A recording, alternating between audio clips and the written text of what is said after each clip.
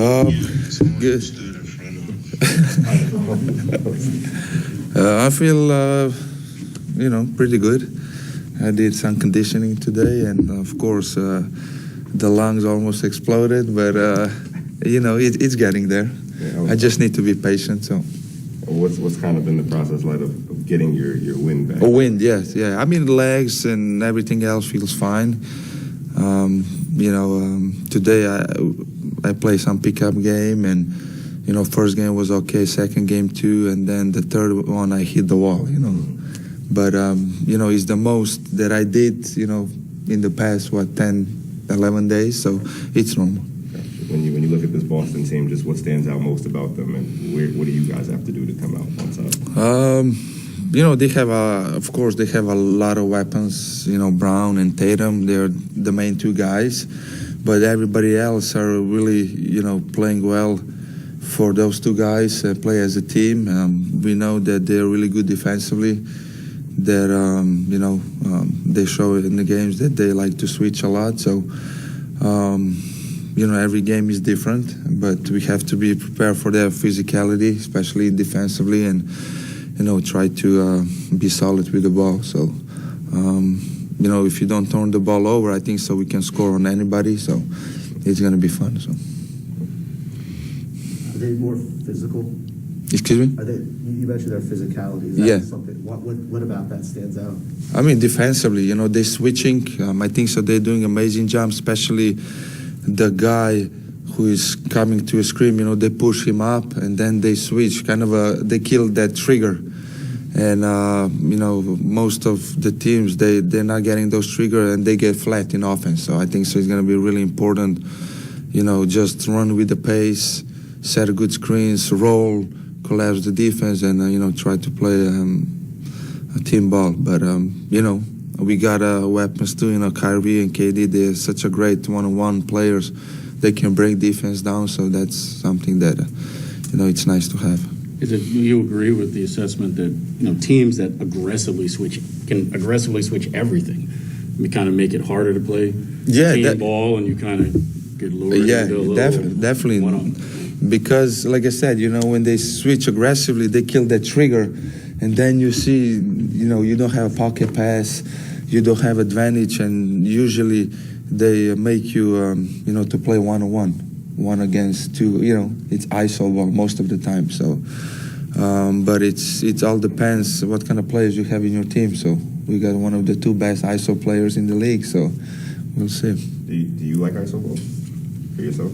No, I'm not an ISO guy. So, I never been an ISO guy. I know my weaknesses, strengths. So, all my career I was playing pick and roll basketball. So this is how I grew up as a point guard playing pick and roll. So no, I never even work towards that to be an ISO guy. Of course, if he's a switch, big guy, then it's a little bit different, but. Not like that I would catch on the elbow and do, Goran, as a lead guard, Kyrie, obviously the situation was he wasn't playing, and then he was playing half games, and then he was all the way back. How much would that impact, players' wind and their legs? Is it better because they have fresher legs, or do they have to get stamina up? For him, it seems like he's that's a good question, yeah. I mean...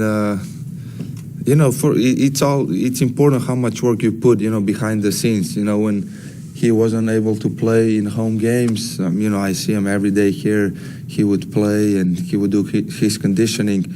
And I do have to admit, it's different when you play. That game shape is way different. Some players, they need more time just to get that feel for the game and everything. But I don't think Kyrie needs that. He already... As soon as he come back, he already, showed that he can do crazy things. He can score the ball. Doesn't matter from which position, from where. He's just a pure talent. So, as a point guard, how much are you in awe when you see the way Kevin, at his height, can see over defenses? I mean, that's one thing. I can kind of resonate with that because when I play when I was at my highest level, teams would sometimes double team me and this, and when you have a big guys doing that, for me it was kind of tough to see over the guys, because I'm not so tall. But with KD, he's such a long player. He can see what's going on over the guys, and he can make that pass, and he can go around them, he can shoot over the guys. So it's a unique skill to have. Not a lot of guys in this league has that. So you mentioned setting good screens against switching, and you played with some great screeners. Is there anybody, whether it's Biggs, Bruce, whoever, like anybody you particularly like running pick and roll with because of the way that they screen? Yeah, but first of all, you have to get on the same page. The guy who is, you need to set it up for a screen, and then it's important that the guy who is setting a screen needs to come up with the motor. Try to get this separation from the defense and then set good screens. And as soon as you get that little separation, they cannot switch up. As soon as I think so, that's what Boston are doing so well, because they're always with the guy. And then when he set the screen, they even pushes you up a little bit, so they have that angle that they can switch. And then you feel like you're in the mud. You don't have that advantage when you come out of pick and roll. So. It's really important to how you set screens, and of course, roll hard. Try to collapse defense and try to, make the right play. So, Goran, was Ben able to do anything with you guys out there today? No, I came early. I did my, we did that pickup games, and we play a little bit. So, at that time, he was still not here. So, but probably he's going to do something now. What kind of emotional lift do you think it would give y'all if he were to return at some point here in the next few weeks? I feel like great, good emotions, because you get one extra body, and with his skills, what he can bring to the table is unique. He can switch 1 to 5. He's a great defender, so we all know he can push the pace. He's a great passer, so it's another kind of a facilitator, and you get a big body too for offensive and defensive rebounding. That I think so. We were last in the league in the rebounding.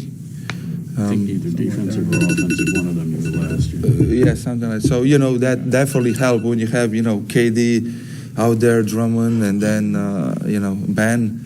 That's a big lineup. So. Hey, Goran, I might be repeating a question here. Apologize if I am, but you brief tenure with the Nets, but you have a connection to a former Net with Drazen Petrovic. Yeah. His mom gave you his Nets jersey. Yes. I was born in ex-Yugoslavia.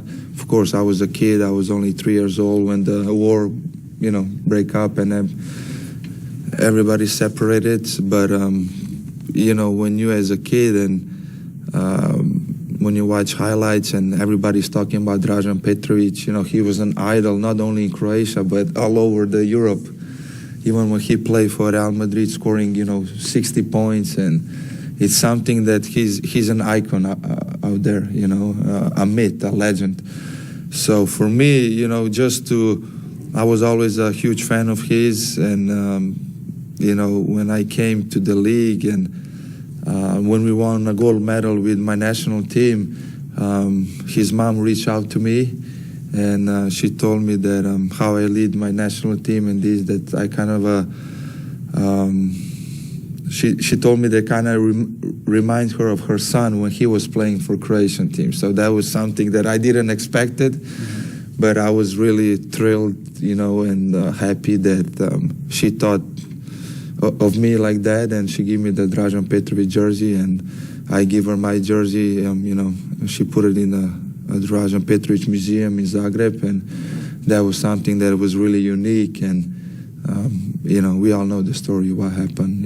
It's Do you still have the Last jersey? question. yeah, yes, of course. It's in my on the wall, in my place, in my house. So that's never gonna go down. So How's your knee?